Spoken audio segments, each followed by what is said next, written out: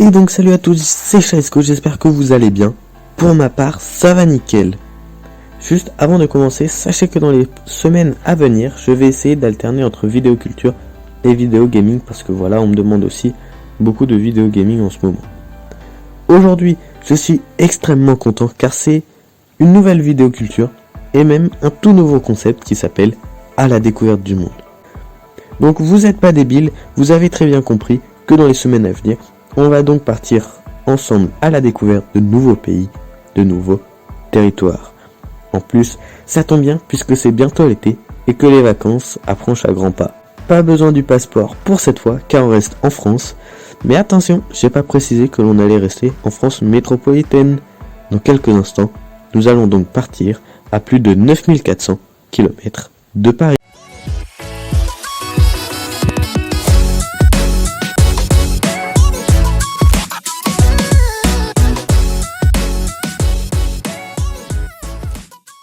La Réunion est une île volcanique française située dans l'océan Indien, à l'est de Madagascar et de l'Afrique.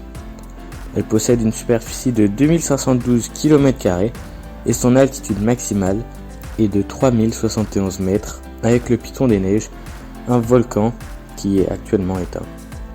Cependant, elle possède un deuxième volcan, le Piton de la Fournaise, que vous devez probablement connaître puisqu'il s'agit d'un des volcans les plus actifs au monde. En 2020, il y avait 861 210 habitants et on y parle principalement deux langues, le français et le créole réunionnais. L'histoire de la Réunion remonte il y a bien longtemps, à peu près 3 millions d'années, lors de l'apparition du Piton des Neiges.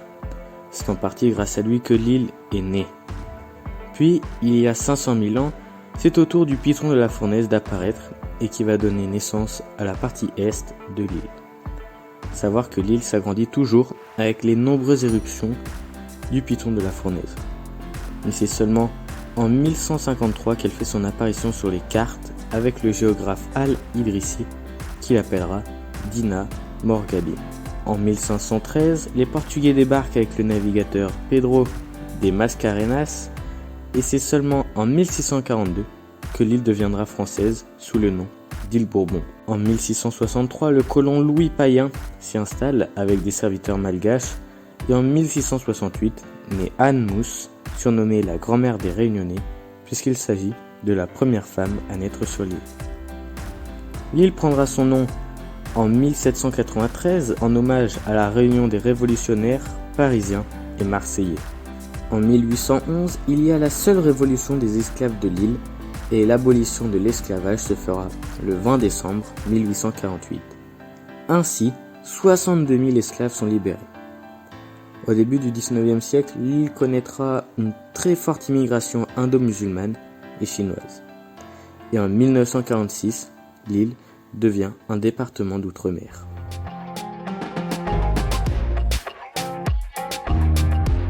Parmi les très nombreux sites touristiques présents à La Réunion, il y a les trois cirques, le cirque de Mafat, Salazie et Sillaus.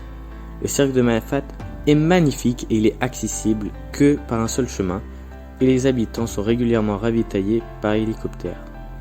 Bien qu'avant, il ait servi de refuge aux esclaves en fuite, aujourd'hui c'est un lieu adoré par les touristes, notamment avec sa nature sauvage et exceptionnelle, très éloignée de la ville. Sur l'île, on peut trouver de nombreuses cascades, toutes plus magnifiques les unes que les autres. Parmi les innombrables cascades présentes sur l'île, il y a la cascade du Tour de Fer. Surnommée les chutes du Niagara de la Réunion, c'est aussi un autre lieu très magnifique. Il s'est formé à la suite d'une dépression géologique qui a donné naissance à un gouffre de 300 mètres de profondeur dans lequel se jettent plusieurs rivières et créent de magnifiques cascades. Un lieu vraiment à aller voir, n'hésitez pas à aller voir des photos en plus de celles que je mets, vous verrez, c'est magnifique. Bon, après je vous ai pas présenté tous les lieux touristiques qu'il y avait à La Réunion parce qu'il y en a vraiment énormément et pour tous les goûts. Là je vous ai présenté des lieux vraiment très nature où il faut peut-être des bonnes chaussures aussi pour accéder à ces lieux, mais il existe vraiment des lieux touristiques pour tout le monde. On peut visiter par exemple les galeries creusées par les laves, par les coulées de lave. On peut aussi aller voir les différentes plages parce qu'il y a plein de plages. Par contre, vous ne pourrez pas vous baigner partout avec les requins.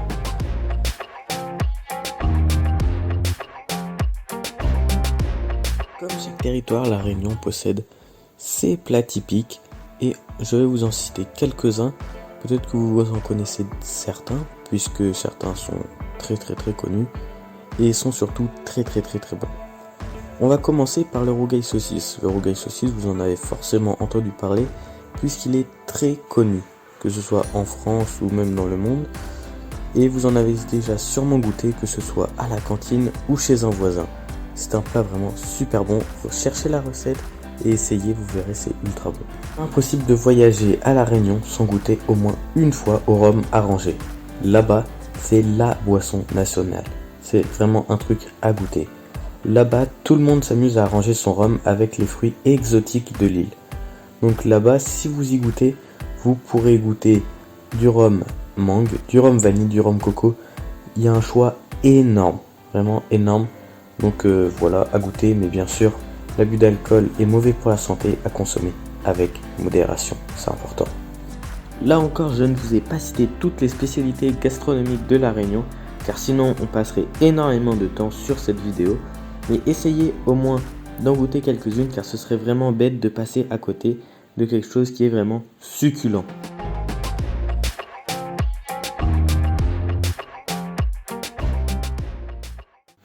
Savez-vous d'où vient le nom du plus grand de tournois de tennis français ? Eh bien, je vais vous le révéler dans quelques instants. Roland Garros était un aviateur réunionnais. Pendant la Première Guerre mondiale, il décide d'équiper son avion d'une mitrailleuse pour combattre l'ennemi. Il est d'ailleurs l'un des tout premiers à faire cela. Mais malheureusement pour lui, il sera abattu quelques mois avant l'armistice en 1918.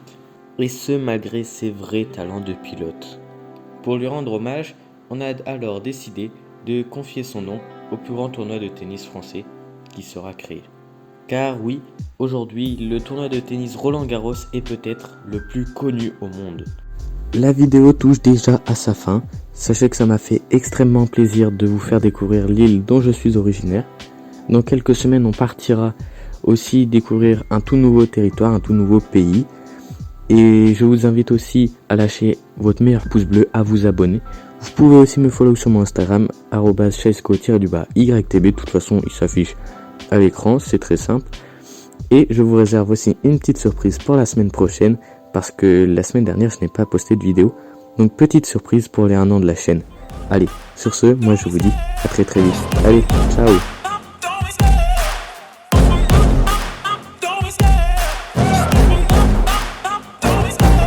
Love the chase and the hunt, and I set the pace when I'm running. I always take what I want and I always give it 100. Don't need a bank, no I'm funded. Play the game like it's nothing. I'm always thankful for something. Don't take for granted, stay humble. Now wake up!